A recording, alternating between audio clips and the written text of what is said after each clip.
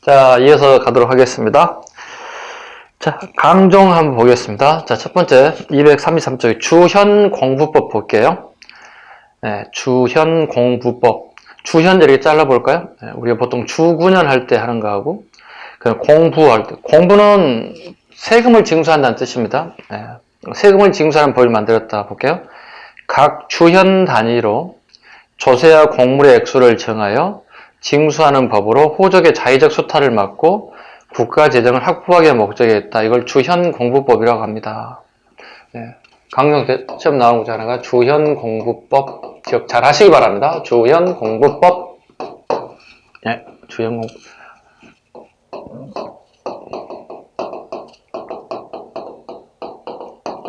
구분하실 것. 주현공부법이 있고 주현공거법이 있어요. 이건 현정 때입니다. 틀리죠? 부와 그것과 다르죠. 이건 조세를 걷어들이는 법을 만든 거죠. 조세를, 세금을 걷어들이는 법을 얘기하는 거고, 주현공거법은 과거 시험에 대한 부분입니다. 과거 시험에 대한 부분들입니다. 보시면 고려의 향리들에게 과거 응시를 주는 거예요.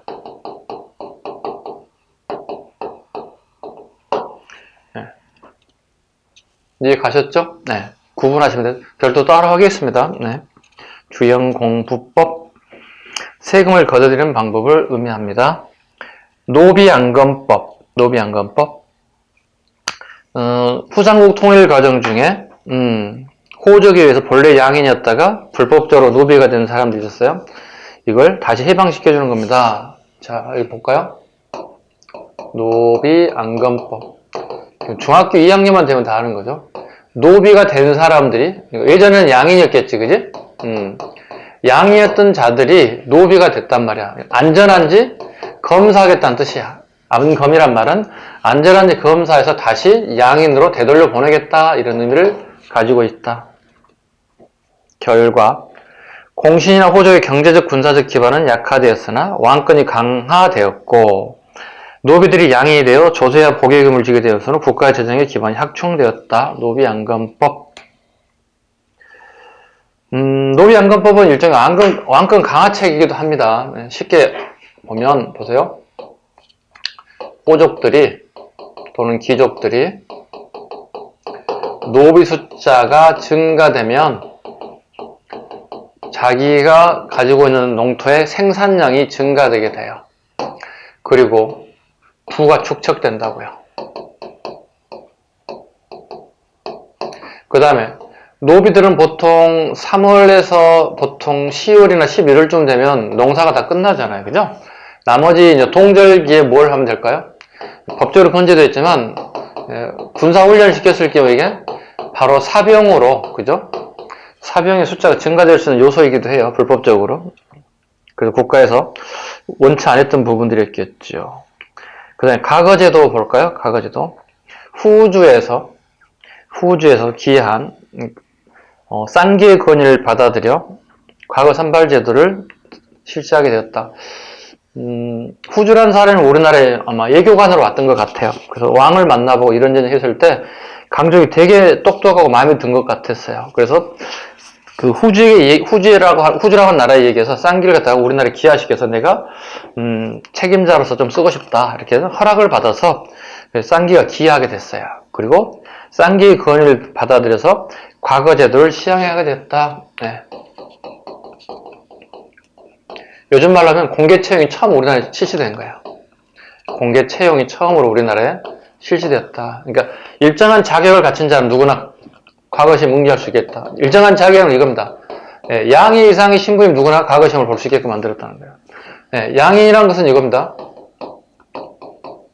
우리 이 시대 옛날 직업군이라고 하는 게 4가지밖에 없습니다. 산업공상, 사대부들, 그 다음에 농사하는 사람들, 그 다음에 수공업에 종사하는 사람들, 상업에 종사하는 사람들. 이때 양인 중에서도 주로 농업 이상에 종사하는 사람들 보통 과거 시험을 볼 수 있는 기회를 주자 하는 게 요겁니다. 양 이상이면 가능하다. 이건요, 고려란 나라와 조선이라고 하는 나라의 공통점이에요. 네, 공통점. 양 이상 신분을 가진 사람은 과거 시험을 볼 수 있게끔 하자. 저한테 어떤 시험을 받을까 한번 보자는 거죠. 문과, 잡과, 승과를 봤습니다. 승과는 두 가지를 봤습니다. 교종시하고 선종시라고 하는 시험을 두 가지를 봤습니다. 뭐가 하나 빠진 것 같아요? 무과가 없습니다. 무과가 일시적으로 실시한 적이 있습니다. 일시적 실시한 적은 있지만 예종 때 무과는 존재하지 않는 걸로 봅니다. 되게 시험에 많이 나올 수 있는 요소가 여기입니다. 이렇게 나오죠. 되게. 그러니까 정확하게 보지 않으면 우리 틀릴 수 있어요. 강종 시기에 과거제도가 채택되면서 문과, 무과, 문무과, 잡과, 승과가 실시됐다. 맞아 하고 넘어가면 안 된다는 뜻이에요. 되게 눈여겨봐야 할 부분이 무과에 대한 부분을 말장난을 되게 많이 칠 것이다. 절대 틀리시면 안 되는 부분이기도 합니다. 목적. 신진 인사를 중요하고 신구 세력의 교체를 도모할 필요가 있다. 아버지 태조 때부터 엄청나게 많은 인사 적체가 벌어졌대요. 적체 현상이. 그러니까 후삼국 가정의 통일 완성 과정 중에 공을 세웠던 사람 되게 관직에 많이 나왔다고요. 너무 많아요. 적체되어 있어요. 신진 관리를 필요하다. 세력이 필요하더라. 공복제도. 지배층의 이계질서와 관직 기강을 세우기 위해 자단 비인옥의 공복을 가졌습니다. 공복제도. 공무원의 복식이라는 뜻이죠. 다르게 표현하면 뭐죠? 이 나라에는 율령이 반포됐다는 의미를 가지고 있죠. 율령이 반포되어 있다. 율에서 이건 형법을 의미하는 거고, 영은 행정법을 의미하는 거죠. 행정법과 형법이 만들었다 봐야 되겠죠. 자, 그 고하의 관직의 높고 낮음에 따라서 나눠졌다. 또 정리 한번 하자고 이게. 신라부터 백제, 그 다음에 고려. 신라 법조하신 분, 거봉왕, 고이왕, 그 다음에 광종. 색깔 보겠습니다. 자, 비, 청, 황. 자, 비, 청, 자, 단, 비, 녹. 필수적인 상황. 필수적인 상황이니까 꼭 기억하시기 바랍니다. 공복제도에 관련된 부분. 또 비하인드 한번 할까요? 그렇다면 광종 시기는 왜 공복제도를 했을까? 공무원의 복식을 만들었을까? 뭘 같아요? 이거예요. 광종이 왕이 됐는데 아직 앞에 왕이 있잖아요. 태해 정광 할 때까지 복식이 없어요. 그럼 궁궐에 입고할 때 도대체 무슨 옷을 입고 오냐는 얘기죠. 고려가 건국되기 전에 전 나라들 있지. 자기네 나라 소속도 신라 사람, 후백제 사람, 그 다음에 후고구려 사람, 태봉 간제를 가진 사람, 그 다음에 발해 사람들. 그 나라에서 입었던 복식을 그대로 입고 궁궐에 출근하는 거야. 근데 광종이 보니까 보통 왕들이 가장 화려한 옷을 입거든요. 노란색 옷을 입거든요. 근데 자기보다 훨씬 더 화려한 옷을 입고 궁궐에 입고라는 애들이 있더라는 거야. 광종이 그래가지고 이건 뭐야? 되게 기분 나빠졌어요. 참고로 광종이 자단 비녹의 공복제도를 만든 이유는 기분 나빴어. 왜? 자기보다 훨씬 더 화려한 옷을 입고 등장한 애들이 되게 많아졌다는 거야. 이건 아니지 않느냐? 그래서 만든 게 공복제도다. 비하인드입니다. 귀족세력 숙청 볼까요? 일련의 계획을 통해 자신감을 갖게 된 강종은 대상 준홍과 자승, 왕동 등을 기양 보낸 것을 시작으로 공신과 호족세 숙적을 본격적으로 시행하였다. 아버지 때 그 공신 3분의 2 이상을 다 죽여버립니다. 네. 공신, 귀족세력 다 숙청하게 됩니다. 그 다음에 칭제 구원은 정책. 칭제 구원은, 이거 이미 설명드렸죠. 네. 황제라 칭하고 광덕과 준풍이라는 연호를 사용했다. 그 다음에 개경을 황제가 사는 도시라 해서 황도. 그 다음에 서경을 서쪽이 중요한 수도라 해서 서도라고 합니다. 송과 수교. 중국의 5대 식국을 송에 의해서 통일되었습니다. 그 결과 우리 연호를 중단하고 송의 연호를 사용하였습니다. 즉 예유적 어떤 그 젠 걸음이랄까요? 발걸음이 되게 빨라졌죠. 예, 그래서 그 우리가 강종하게 되면 대부분 폭력 정치, 폭동 정치, 엄청나게 많은 사람을 죽였다는 기억을 하시게 되는데 또 외교 관계에 있어서는 손과의 관계를 또 재빨리 하는 걸 보면 또 그런 부분도 무시할 수 없을 만큼 정도의 능력은 됐다 판단됩니다. 제2보, 보의 동그라미 치면 됩니다. 보. 돈이 필요하겠지. 일정 기금을 만들어 이자로 빈민을 구제하는 기금을 제2보라고 합니다. 제2보라고 합니다. 그 다음에 불교 융성 정책 볼까요? 불교 융성에 관련된 광종은 되게 처음에 많이 나오는 인사예요. 예, 불교에 관련된 부분, 광종 시기에 엄청나게 시험에 출제가 자주 출제됩니다. 예. 또 출제 빈도수도 되게 높게 나오죠. 광종 시기에. 볼까요? 국사와 왕사 제도를 지정하였다. 첫 번째. 스님들 되게 고명하신 스님들이 계시는데, 국사와 왕사 제도를 정했다. 국가의 스승과 왕의 스승이란 뜻이죠. 마지막 어떤 정책 결정을 할 때, 마지막으로 어드바이스, 자문을 구하고 싶은 거야. 이때 만드는 제도를 국사, 왕사 제도로 합니다. 자, 탐문을 왕사로, 해거를 국사로 삼았습니다. 국가의 스승이 되었습니다. 탐문은, 태조 왕건이, 아들을 하나 점지해달라고 절에 가서 빌었을 때 그 절의 주의 스님이 탐문이었어요. 그래서, 광종이 탄생했어요. 그죠? 암기됐죠? 여기는 이 선종승려예요. 여기는 뭘까요? 교정승려였어요. 그 해거와, 그죠? 해거와 탐문 잡아주셔야 할 것 같고요. 그럼 재간과 의통을 또 봐야 될 것 같아요. 재간과 의통. 여기 유명한 책을 하나 남겼죠? 천태사교의. 천태종에 대한 어떤 해설서라 보시면, 기초설, 천태종의 기본서. 천태종의 기본서라 봐야 되겠죠? 그 다음에, 책에 의통 같은 경우에 중국에 건너갔죠? 중국 오월이라고 하는 데 건너가서, 천태종의 교조가 됐죠? 천태종의 교조가 됐죠? 넘버원이 됐다는 뜻이 되죠? 자, 이 두 사람은 전부 다 천태종과 밀접한 관련이 있죠. 그죠? 두 사람은 천태종과 밀접한 관련이 있습니다. 근데 이 두 분들은 중국에 건너갔는데, 둘 다 건너갔는데, 오지를 못했어요. 어디를? 고려로 오지 못했다는 뜻이에요. 자, 그러면 고려를 오지 못했다는 얘기는 천태종이 고려에서는 이미 사양길에 접어들었다고 봐야 돼. 이 두 스님, 유명한 스님이 사라졌어요. 그 결과,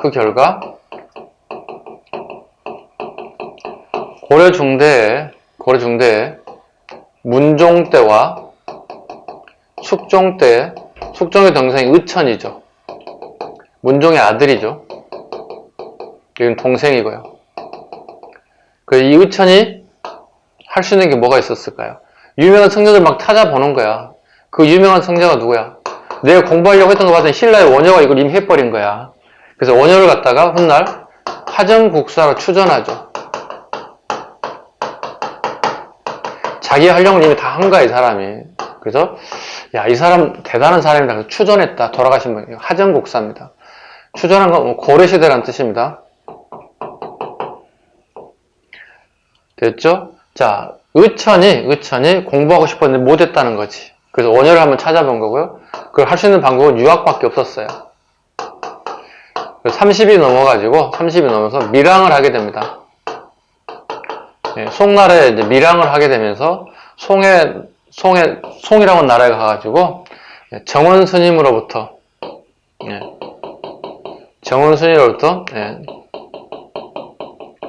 천태산이 있는 국청사에서 천태종을 유학하고 오죠. 그리고 고려에 와가지고 본인이 다시 국청사를 창립하죠. 저를 개창한다는 뜻입니다. 저를 개창했다. 물론 자기 어머니 모 왕비의 도움을 받죠. 뿐만이 아니라 자기 친형인 문종의 또 도움도 받게 되죠. 예. 고려는 이렇게 되게 복잡해졌죠. 예. 그러니까 천태종이 우리나라에서 공부하기 어렵게 된 이유는 이 두 분들이 중국에 사라졌기 때문에 그렇습니다. 또 마지막에 이제 하나 더 잡아야 되겠죠. 균여 스님이 또 있죠. 이렇게 균여 스님이 있죠.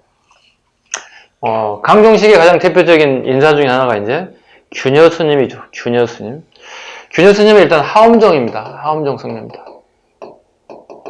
그럼 왕권 강화 정책을 되게 강조했던 인사 중에 하나가 균여 스님이죠. 최측근 인사이기도 합니다. 강종의 최측근 인사이기도 합니다. 됐죠? 그 다음에 해거 스님을 또 하나 더 해야 할 게 있습니다. 예, 여기 이제 법안정을 들어오게 됐다. 자, 선정은 이렇습니다. 아까 오전에 공부할 때 이런 게 있었습니다. 교정승려들은 불경책을 보고 공부한다고 그랬죠. 터득한다고 그랬죠. 선정승려들은 불경책을 볼 필요 없다고 해. 순간 내가 터득한다는 거야. 자, 해거 같은 게 어떻게 해? 불경책 공부를 하지 않는 거예요. 안 해요. 왜요? 계속 이렇게 등짐 주고 다닌다는 거예요. 등짐 주고 이렇게. 순간 터득하겠지, 언젠가는 다닌다는 거예요. 그럼 교정승려들은 어떻게 해요? 야, 진짜 제 중도 아니네. 맨날 놀고 먹는 거야, 이거. 안 되겠다 싶어서 해거 스님이 중국에서 법안정을 수입해 옵니다. 법안정을 수입해 왔다. 보자요. 우리 법안정이 뭔지 보자고요. 우리가 가끔 눈이 아플 때가 있거든요. 눈이 아프면 어디로 가야 되죠? 병원을? 내과? 이비인후과? 안과 가잖아요. 보란자예요. 잘 볼까요? 불경을 보는 선종이에요. 이걸 고려에서 수입해왔다, 유비해왔다. 이게 법안정이에요. 보는 선정, 불경을 보는 선정이 들어왔다. 이걸 법안정이라 한다고. 무식하게 외우시면 안 돼. 가끔 우리 문제 풀다 보면 모의고사 같은데, 고려 강종식이 해거 스님은 중국에서 교정계열의 법안정을 수입해왔다. 아, 책에서 본 것 같아. 대충. 맞는 것 같아. 대충이라는 게 없어요. 역사에서 대충 하게 되면 무조건 대충 틀립니다. 그래서 역사 공부할 때 항상 중요하게 여는 게 뭐죠? 항상 내가 자주 강조하는 게 있어요. 많이 하려고 하지 말라. 하루 공부 양을 많이 하려고 하지 말라. 어떻게 합니까? 적게 하더라도 정확하게 해달라는 뜻입니다. 뭐 양을 100페이지, 200페이지 하루에 많이 한다고 실력이 늘어나는 거 아니라는 거예요. 내 페이지를 오늘 50페이지 하고 내일 50페이지 한다면 그 양을 어느 만큼 정확하게 하냐에 따라서 점수가 달라질 거예요. 그리고 항상 얘기합니다. 기본 이론을 최소한도 2에서 3회 정도는 가야 돼. 근데 합격생들을 기준으로 보면 보통 20회독으로 했다고 얘기해요. 20회독. 책을 20번 읽었다는 얘기잖아요. 20회독이면 선생님 한 5년 걸릴 것 같은데요? 이렇게 얘기하는 친구들도 있어요. 그럼 공부 방법이 잘못됐기 때문에 그렇습니다. 20회독이 되는 방법은 1년에서 2년 정도 하게 되면 다 20회독 충분히 다 넘습니다. 어떤 방법이냐 보세요. 선생님이 오늘 1페이지에서 원래 50회까지 배웠어. 50페이지까지. 그리고 그 다음 시간에 51페이지부터 100페이지까지 할 거야. 그럼 쭉 가면 끝날 때, 자, 1000페이지 양이 있다면 어떻게 해요? 여기까지 와야만 1회독이 되는 거야. 되게 비효율적이라는 거야. 봐요. 오늘 51에서 100을 할 게 아니라 1에서부터 50을 먼저 보고 이렇게 오게라는 얘기야. 그럼 여기까지 쭉 오게 되면 뭐야? 1회독이 되는 게 아니라 8회독 최소 나온다는 거야. 최소 8회독 정도 나온다는 거야. 최소 8회독이 나온다는 얘기야. 많이 나오면 10회독까지 나오는 경우도 있습니다. 선생님 공부량이 늘어나죠? 그렇죠. 늘어나죠. 근데 이걸 계속 보는 거야.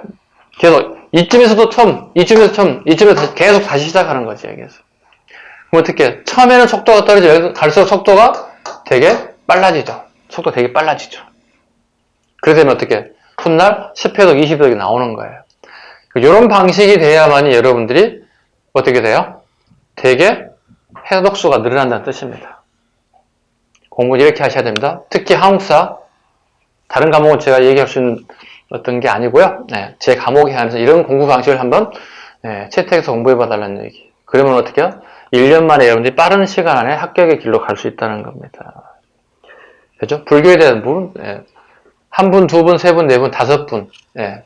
강종식의 5명의 스님들에 대한 얘기를 정리하게 되었습니다. 경종 가겠습니다. 공실의 반동정치. 경종은 되게 어렸을 때부터 되게 위험에 노출되어 있었습니다. 강종의 아들이지만 강종이 권력을 잡고 호족들을 거의 다 죽여버렸다고. 그러다 보니 일부 호족들이 강종의 아들 경종을 축으로 해서 강종을 죽이고 왕으로 옹립하려고 하는 이런 분위기에 막 감지된다고요. 경종은 아무 생각 없던 어린 꼬맹이 때 시기에 강종으로부터 감시를 받아야 하는 상황이 됐고 되게 두려움에 떨게 됐고 아버지가 언제든지 나를 죽일 수 있겠구나 하는 생각이 들었을 거예요. 그리고 왕이 되고 난 다음에 다시 다 풀려졌어요. 그래서 공신들의 반동정치가 이루어졌다. 그 다음에 시정전시가가 되면 시험에 잘 나오는데요. 우리 책에 나오지 않는 게 하나 있는데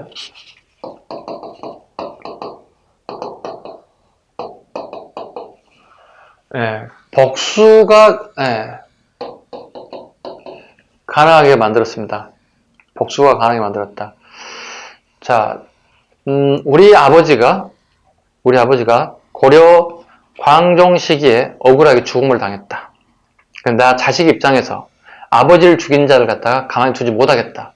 국가의 법은 너무 미미해서 내가 복수하는 부분을 가는 게 낫겠다. 그래서 왕선이라고 하는 신하가 자기 부친이 좀 억울하게 죽었던 것 같아요. 그래서 경종에게 복수를 좀 가능하게 좀 해주세요. 이렇게 부탁을 하게 됩니다. 그리고 이걸 경종이 허락을 하게 됩니다. 그리고 왕선을 포함한 많은 사람들이 복수에 동참해서 피비린내가 진동하게 됩니다. 되게 이상한 법이죠. 악법이 되는 거죠. 그러니까 복수한다는 개념을 가지고 죽여버리면 나중에 처벌 법적 근거가 없으니 이게 너무 피해가 커지는 거야. 그래서 경종 때 복수법이 만들어지고 다시 복수법을 갖다가 못하게끔 취소시킨 왕도 경종이에요. 그래서 우리 교재에 나와 있지 않지만 혹시 몰라요. 출제자들이 이런 걸 진짜 아웃사이더 같은 해당된 걸 출제한다면은 경종식에 복수법도 있다는 사실을 저기서 첨부해 주시기 바랍니다. 됐죠? 처음 듣는 분들도 계실 겁니다. 시정전시가 가죠. 경종 때 공무원 월급 제도가 바뀌었습니다. 처음에 권력을 잡았던 시기는 호족이 권력을 잡죠. 왕건 같은. 얘들이 권력을 처음 만들어진 게 월급 제도가 역분전이죠. 지금 하는 거 뭐죠? 이걸 토지 제도라고 불러요. 우리말로 하면 요즘 말하면 월급이야. 월급을 이 시대 사람은 어떻게 받았을까에 대한 부분이거든요. 호족 시기에는 역분전, 어떤 역할을 하냐에 따라서 농공행상적 성격을 좀 가지고 있죠.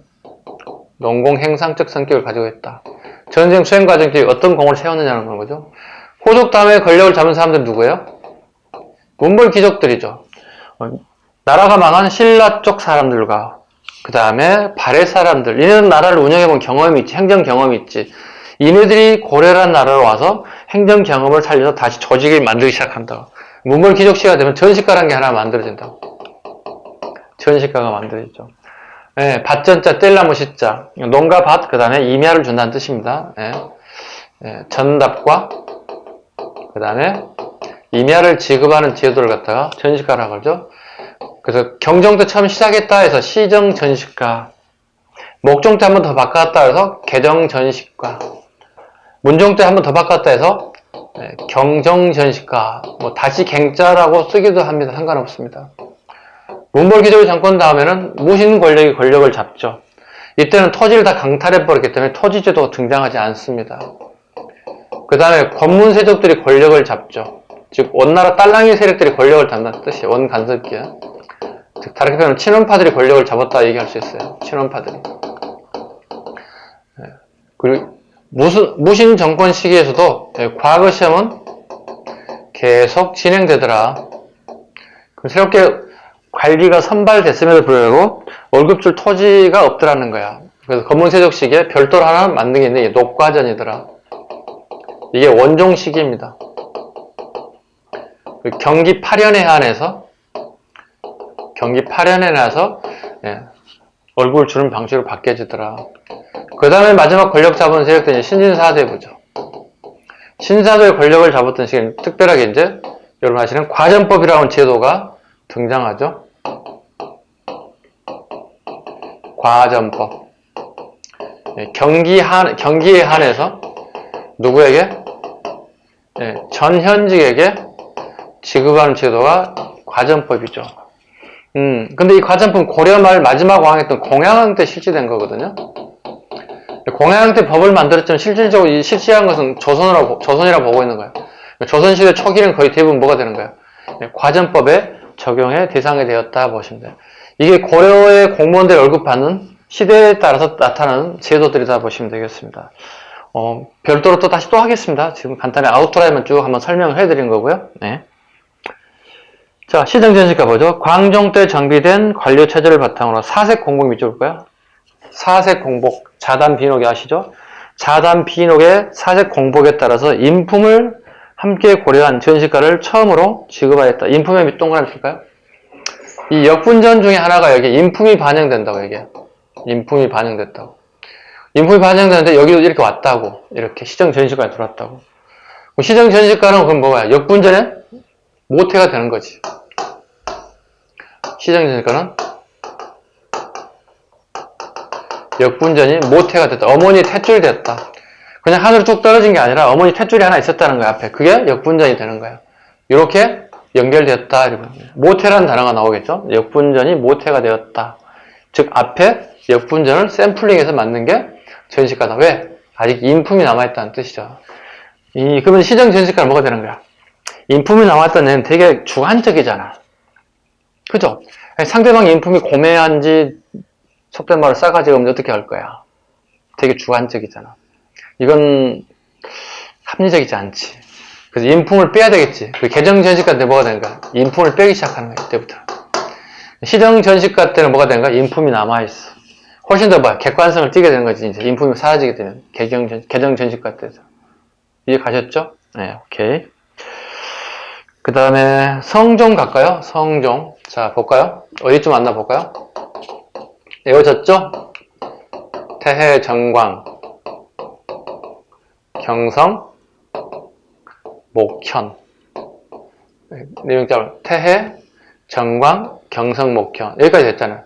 지금 해야 할 게 뭐죠? 이제 성종이죠. 이게 조선전기 왕들에 대한 얘기들입니다. 이게 외워져야 돼. 외워지지 않고서는 힘들죠. 태해, 정광, 경성, 목현 외워주셔야 됩니다. 자, 성종 가볼까요? 성종. 자, 6대 왕이고요. 네, 6대 왕이고요.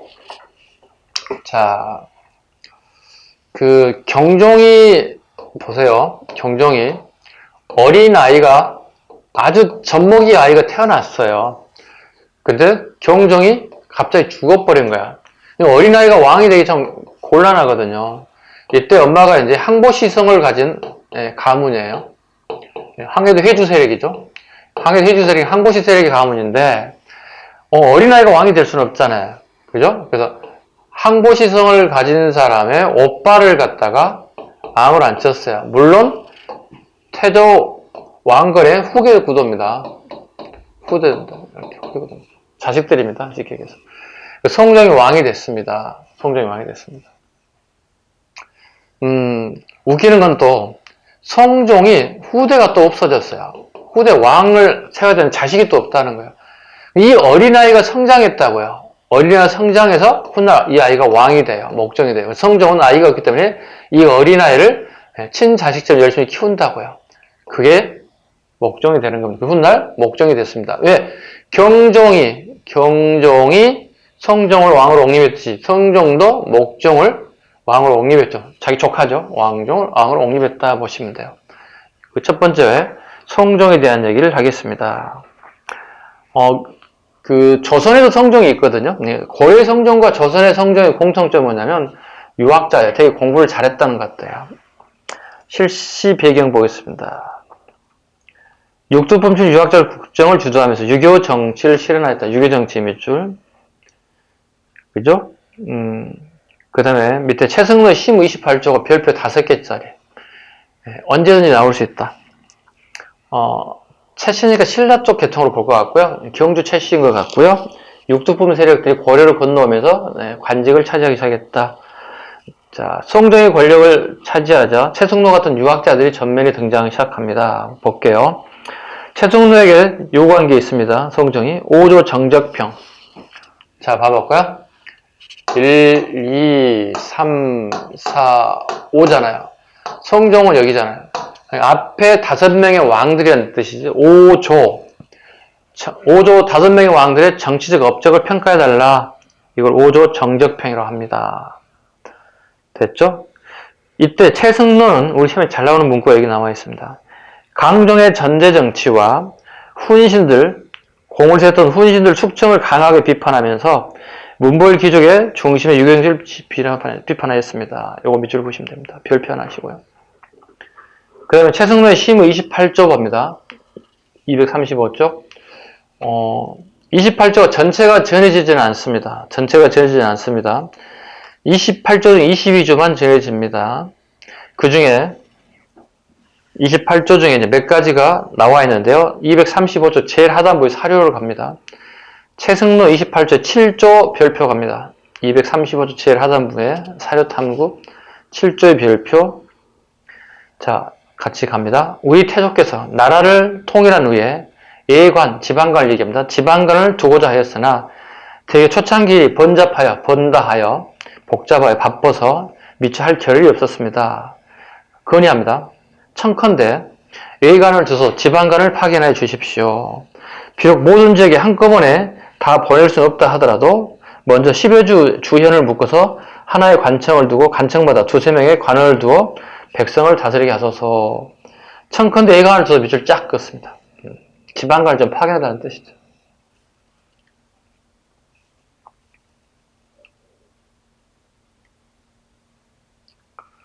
됐죠? 그 다음에 다음 페이지 넘겨볼게요. 20조 보겠습니다. 20조. 불교를 행하는 것은 몸을 닦는 근본이며 자르시고 슬러시 유교를 행하는 것은 나라를 다스리는 일이다 이렇게 얘기했죠. 지금 우리나라는 불교가 중요한 게 아니고 유교 정치를 해달라는 뜻. 유교가 행하지 않다.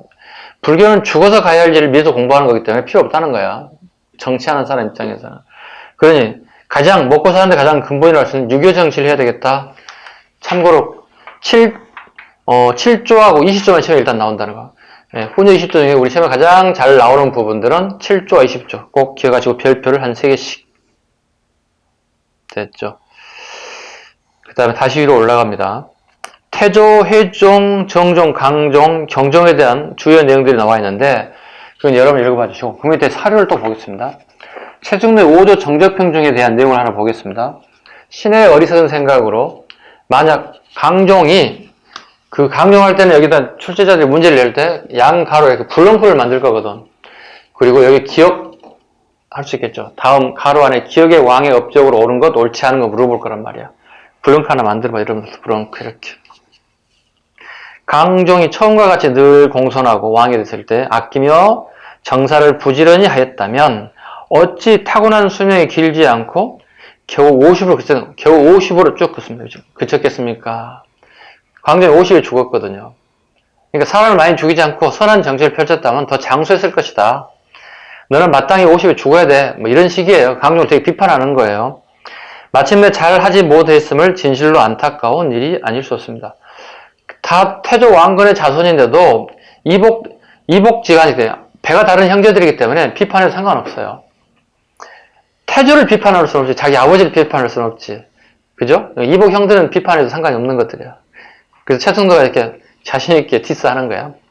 더욱이 경신년에부터 의례년까지 16년간은 간사하고 흉악한 자가 다투어 나아가고 참소가 크게 일어나는 군자가 용납되지 못하고 소인은 뜻을 얻었습니다. 마침내 아들이 부모를 거역하고 노비가 주인을 고발하고 상하가 마음이 다르고 군신이 서로 갈렸습니다.